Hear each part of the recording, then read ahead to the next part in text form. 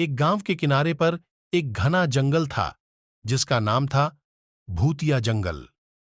जंगल के अंदर का रास्ता इतना भयानक था कि सूरज की रोशनी भी वहां तक नहीं पहुंच पाती थी। गांव के लोग जंगल की कहानियों से डरते थे और जंगल की ओर जाने से बचते थे। कहा जाता था कि जंगल में एक बहुत पुरानी और जर्जर हवेली खड़ी थी जिसमें एक राजा की आत्मा रहती थी।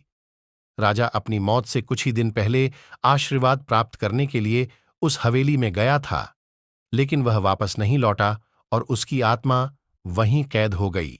एक दिन गांव में एक साहसी युवक अर्जुन आया। उसने गांव वालों से जंगल के बारे में सुना और उसने ठान लिया कि वह रहस्य की पड़ताल करेगा। अर्जुन ने अपने कुछ साहसी दोस्तों को इकट्ठा किया और उन सभी ने मिलकर जंगल में प्रवेश किया। जंगल में प्रवेश करते ही उन्हें भयानक आवाजें सुनाई देने लगीं।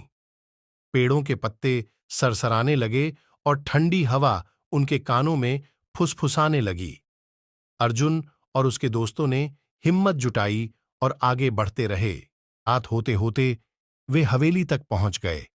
हवेली से एक अजीब सी रोशनी निकल रही थी। उस रोशनी को देखकर वे सभी समझ गए कि यहां कुछ अलौकिक है। उन्होंने हवेली के अंदर कदम रखा और देखा कि हवेली के अंदर का दृश्य किसी रोशन महफिल की तरह था।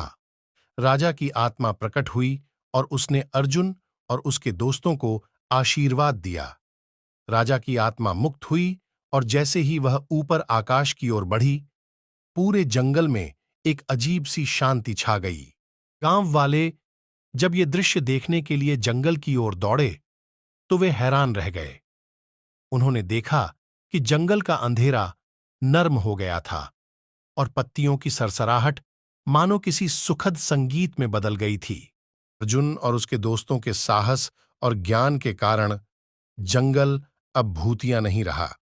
लोगों ने उन्हें अपना हीरो माना और भूतिया जंगल अब एक पवित्र जंगल के रूप में जाना जाने लगा।